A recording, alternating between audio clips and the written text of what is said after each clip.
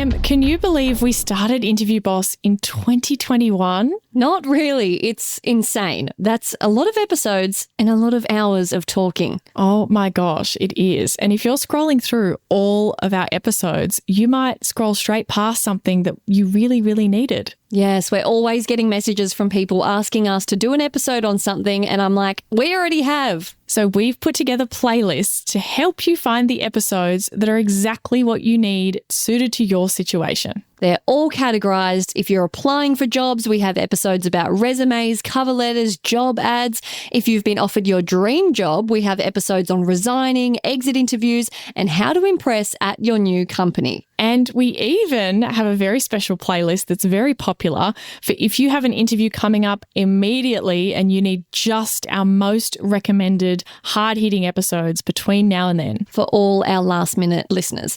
It's all there for you. You can browse by category and check out all the playlists at interviewboss.com.au/podcast.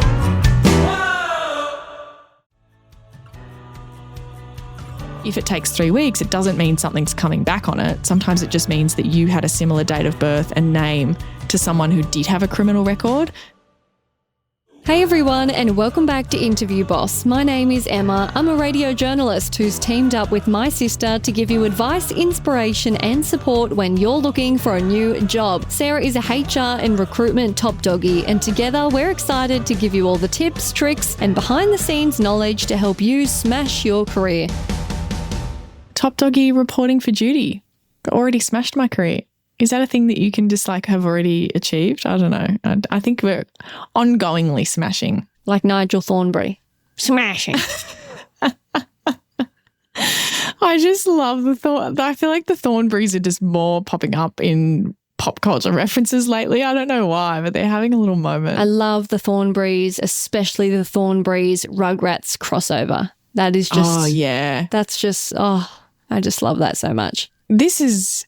Donnie, we found him. And this is Darwin. He found us. I just love that little catchphrase. Love Eliza. I think, oh my gosh, I just remembered what I saw recently. It was the voice actor who does Eliza Thornberry. So She's cool. like, here's what you might recognize me from. I'm like, that is amazing. Me and my partner say to each other, we both sleep talk at nighttime. And so if one of us has been sleep talking, we'll say to the other the next morning, you were being a Donnie last night. Because you know how he just... It just doesn't make any sense. That's what we do when we're sleep talking, just yell noises. So we will say, you were being a Donnie last night. Do you still record what you say? No, not in a while. Do you still have that app? You should start doing it again and maybe we can play some of your sleep talk things. Okay, sidetrack. Okay. Say the thing. We're giving a big fat shout out to someone anonymous, but it's still such a valid shout out. To Anonymous, who wrote in the coffee shout out from No Longer Jobless. So I love that. No Longer Jobless bought us 5 coffees. She said, girls, I just got an offer for the job that fits me best at 20% increase on my base salary. Thank you so much for giving me the tools, structure and inspo. It's been a wild 6 months. Having not worked for a year, I'd lost confidence and direction. The market is completely different and I've never had to go through formal processes. Also, I'm sure there is a special place in hell for interviews. Feels. While the first few interviews for this process were not perfect, at least I turned up. I actually cancelled so many first and second round interviews due to nerves and self-sabotage. That breaks my heart. No. I even managed to get out my stories and showcase my best bits. I nailed the presentation mostly on Tuesday. My references got done on Wednesday.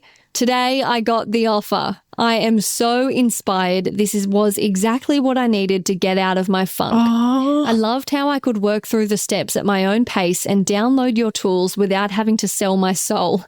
Thanks for sharing your expertise with me. I wish you both all the success. Your fan in Melbourne. P.S. I would buy you more cuppers, but my budget is low after having spent $500 on a career coach before I found your podcast. No, what a shame. Oh. I feel all the feels with this one. It's like talking about cancelling interviews because you're so nervous. That breaks my heart. Oh my God. But what a transformation of going through multiple rounds and getting the offer and feeling so excited. But the fact that she's saying, like this is someone, by the way, who didn't purchase anything from us at all.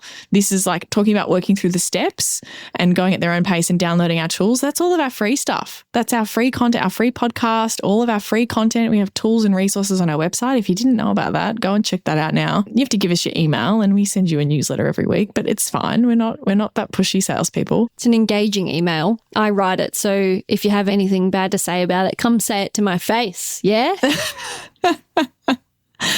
And then like the $500 on a career coach, but all of your successes have come from our free content. Oh, I feel so bad about that. I'm so happy you're no longer jobless, and thank you so much for reaching out and supporting us. And side note, if you need a bit of help and support beyond the free resources, we do have some paid resources, and they're much cheaper than a $500 career coach woo-woo internet person who's going to give wishy-washy advice. And they both have satisfaction guarantees as well. So if you find that it's not what you are after, you will literally get your money back. Like horrific that you would spend money on something and then it not be what you wanted. But Interview Academy, you get lifetime access. It's a step-by-step guide. You can carry it with you throughout the entire rest of your career, every other job that you go through. Community access, it's great. You can find out all about them at interviewboss.com.au/coaching. Now, if you liked one of our episodes or used a tip we sent you, or you want to request an episode on your conundrum, you can kindly follow us on Instagram and then slide into our DMs, and we will probably pick it and do an episode on it, which is what we're doing this week. Totally. It's so helpful for us to hear your specific scenarios because we can't necessarily dream these things up, right? Now, Mandi must be a follower because otherwise Emma would have gently suggested that she should follow us first. So true. So Mandi slid into our DMs after following us and she said this: "Hello, you two. I have a situation I wanted to ask you about that I've never encountered before. Thanks to all of your amazing help, I received an amazing offer." 3 exclamation marks. So she's excited. "But it's a contingent offer with no start date. It is contingent on passing background checks and a physical and a drug and alcohol, which I'm confident I will pass, but I'm hesitant to tell my current employer given that I don't know how long this process will take and I don't actually have a start date in writing. This new employer is obviously relying on third-party testing, so the process could take anywhere from days to weeks, and she doesn't have the information. Is a contingent offer enough, or should I wait and give my notice when I get all of the pre-employment testing done? I'm just afraid my new employer will not love waiting the notice period even after it's all said and done. I'm in the US if that's helpful, but would love your thoughts." What are we telling to Mandi? What was your first reaction to this, Emma? I love getting your initial thoughts. My first reaction was, ooh, grey area that hasn't been covered enough. Love that she's thinking about this, because so true. I mean, we'll get into it. I haven't read your notes on this, but I'm guessing, yes, you should have a little bit of hesitancy before you're just handing in the notice, because you're so right-minded in assuming this could take a few weeks when you're relying on other companies and middlemen. So I was like, this is a great conundrum. Yes, it is. And maybe we'll start with our favourite, giving a little bit of context. Why would an offer be contingent on passing all of these checks? What are your thoughts? Well, they don't want a criminal working for them. They don't want someone with any kind of substance use issues, I'm assuming. And they're obviously relevant. It's probably for a mind job where you need to be of sound mind. Yeah, and then there's a physical component as well. So that kind of makes me think that maybe the role's a bit physical as well. So yes, absolutely. There are things that would come up. It is depending on your local discrimination legislation. So there is absolutely discrimination legislation that would be relevant in the US, and I'm sure it's probably dependent on your exact state actually as well.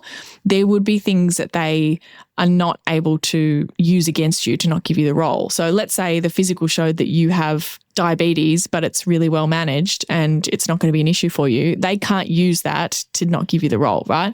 So it's not like any issues on any of these things would automatically exclude you. There's often legislation, saying you can't have a criminal record that has to be relevant for the job that you're doing. So you have to explain why you can't have a criminal record. You can't just say, oh, no people who've ever stolen anything can ever work in our warehouse. It's like, well, you need to take it in context because that conviction is spent and they have served their time to society and blah, blah, blah.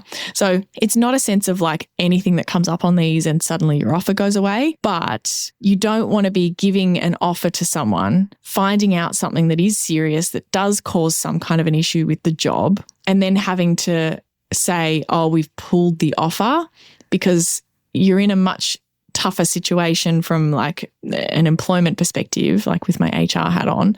You have offered the job and then you've had to pull the job because of their results, as opposed to saying the offer is there, we're satisfied with your skills in your interview, but we're just TBC on considering all this other information. We were always going to consider it, and we considered your results and the answer was no. Does that kind of make sense? Like, it's an easier process to justify and go through if there is some kind of issue, if the offer is contingent. And because of that, they've decided to do it this way so that that offer is easier to pull if there's an issue.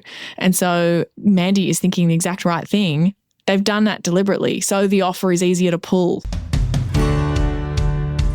Interview Academy might be the perfect thing you're looking for. Interview Academy is a course Sarah has been working on after delivering hundreds of interview coaching sessions and getting incredible results. But unfortunately, I'm only one gal living in an Aussie time zone who works a day job, and all of that mean I can't help everyone one-on-one, which drove me crazy. So for over a year, Sarah's been working on turning all of those amazing lessons into an on-demand, step-by-step interview prep course. We hold your hand through the entire thing, and you can do it at home in your own time and get instant access right now. Check it out at interviewboss.com.au/interview-academy. The link is in the show notes.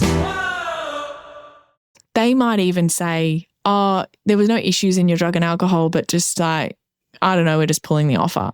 Just because, like, it covers them. Yeah, there's a chance that they just pull this just for one little thing, or it takes too long, or all sorts of things can happen. I would be hesitant to put in your notice before you get more information at the very least. So my step number one, and my suggestion to Mandi when I wrote to her, because this podcast episode might be a bit late for her, is collect more information. There's a lot of variables in this scenario that we need to clarify before we make a decision. So what's the first one, Em? What's the estimated time frame that the checks take to get back? Yeah, get them booked in. Like, call up these places that they've told you to call up, or like whatever the next step is that you need to do that thing, just so that you can work out, are they not available for 3 weeks? Also, find out what your notice period is at your current job. Yes, you should definitely clarify that if you haven't already. And people who think, oh, it's 2 weeks just because of that, like, pop culture kind of 2 weeks notice. Well, is it? Like, is it written in your contract somewhere? Like, is it actually 2 weeks? Mine's 6. Don't assume. Yeah, right. Mine's 4. Like, it's not always 2. Get your check scheduled, because if you call one of these places and like the police check can be submitted today and then the medical can be done tomorrow and then something else, or it's like, oh, there's actually 2 weeks, there's no clinic near me, I've got to have a day off, I've got to travel, it's going to be really hard, then you've already got a bit of an idea on like, shit, this might take a while. It'll be context, it'll be helpful information, and that might be enough to push you over the edge of like, oh, I'm going to wait to see how this plays out. Then we want to find out from the recruiter or the person you've been dealing with. We're going to ask them. They obviously work for a company who does these kinds of checks, and they do this all the time, probably. When I've been in this position, you just know like what the normal process is, like how long it normally takes, what the vibe is, how it normally goes, all that kind of stuff. Ask the recruiter how long the process takes on average. Ask them if there's ever complications or delays that come up. Tell them because you're trying to plan out your approximate start date. You want to clarify like, hey, I don't have any concerns about any results or anything like that. Like, none of that's going to be an issue. But I was just wondering, how long do you find that the results normally take? Are there any things that I should be aware of like, that could trip this up? Because yes, I'm trying to estimate the perfect time to resign. I'm trying to think about when I might be starting in this role to plan out some logistics or whatever and see what they say. Because when I've been in these kinds of roles before, people would get really confused when they'd have to do a criminal history check, which is different to a criminal record, because a criminal history check is every interaction you've ever had with the police. So if you had some kind of thing and you fought it and it was whatever, it'll still be on there.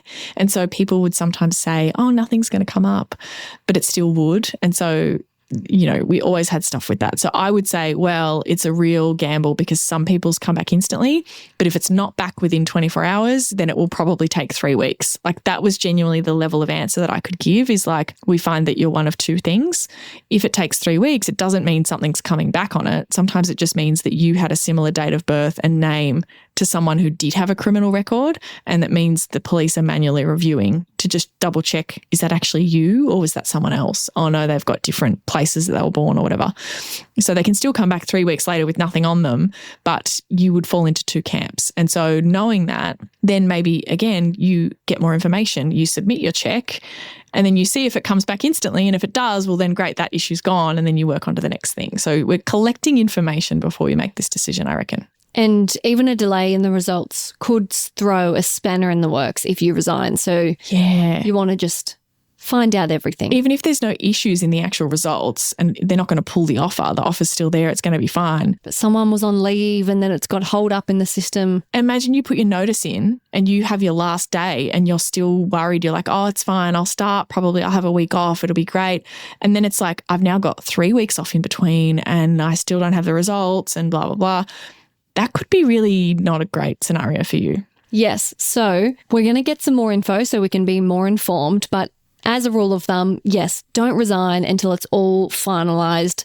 You need to protect yourself. You don't want to end up, like Sarah just said, you know, you're suddenly now going a month without any income coming in and it's all up in the air. Or the role gets pulled. Like that's the worst case scenario, that they just pull the whole role. Like I've seen scenarios, this is awful, but companies do this. If they're in a position where they're suddenly thinking about like, we're going on a hiring freeze, we're laying people off, what they will say is, are there any people that we've offered jobs to that they don't have contracts yet? Because those offers are being pulled. That will happen. If a company is in that dire of a situation that they're going to be laying off people who already work there, then absolutely people who haven't started yet. Easier to cut off people that aren't officially on board yet. Totally. Like you don't want to be in that scenario. Your worst case scenario is the whole job gets pulled and you've already given notice and you're finishing up where you are. You don't want to be in that position. But even if that's not possible, I always kind of think this with people. You can still have the job and nothing go wrong, but it's just delayed. And it's like, that can also be a bad scenario. It can just be complicated and stressful and really awful. And remember that you're in a position of power. If the employer didn't take you, they would have to go and start this whole process with a new candidate. So waiting a few weeks for your notice period is very unlikely to be a deal breaker. And if you do need to talk about it, you could say something as simple as, hey, because the offer is still contingent and we don't have a start date yet, I won't be putting in my notice until it's all confirmed, which means my start date will need to be X amount of weeks after everything's finalised. I hope that's okay. You can be upfront. You can talk to them once you've made this decision to say, hey, I'm really excited about this offer and I want to get this all locked in. But I know that this process can take a couple of weeks. I know you mentioned it's just really unclear with the medical and how long everything takes. So until it's all locked in and we have a start date, I'm not going to put in my notice until everything's a lot more confirmed. And so my notice period is still X amount of weeks, as we talked about. So once this is all wrapped up and the offer's no longer contingent, I'll put in my notice straight away and then we can lock in a start date. Like you can be enthusiastic and keen and like, hey, I'm in doing this. But still protect yourself and hold off. Yes, exactly. And if they know that, like they're going to understand that because they're going to be like, yeah, girl, I would do the same. Yeah. Like, mate, I would do the same. Like, of course. And they're going to tell their boss or whoever, hey, can we make this offer not contingent quicker to get this person locked in so that we can start them earlier? Like make it their problem, not your problem. So true. Wise advice. They are unprepared to take any risk. That's why they're doing this. Why would you take on all the risk for them? So true. They're trying to cover their butt, so we're going to cover ours. Yes, exactly. That's right. And the more I think about this, the more I'm like, you're not resigning. Just you can collect the information first though. If they're like, oh God, we never have any issues, it's basically a formality. It's an office job. So the medical is like so nothing and blah, blah, blah. Like use the context of the information you get, but like be careful. Yeah. Well, there you go, Mandi. Hope that episode was helpful. And that was for everyone else to come after Mandi. If you've ever found yourself in that situation, there's some advice. Same as references too, I think. Like, don't be resigning until you got a contract. Thanks so much for listening to Interview Boss. If you like hearing the sound of our voices, follow us on Apple or Spotify, or better yet, tell someone else about the show and how they need us to help them land that awesome new job. They can help us hit the charts with more listeners, and then we can help even more people, get better resources, do more episodes. It all continues. We're paying it forward. And if you want to support the show even more, check out some of our content on Instagram at Interview Boss, and pretty please chuck us a follow.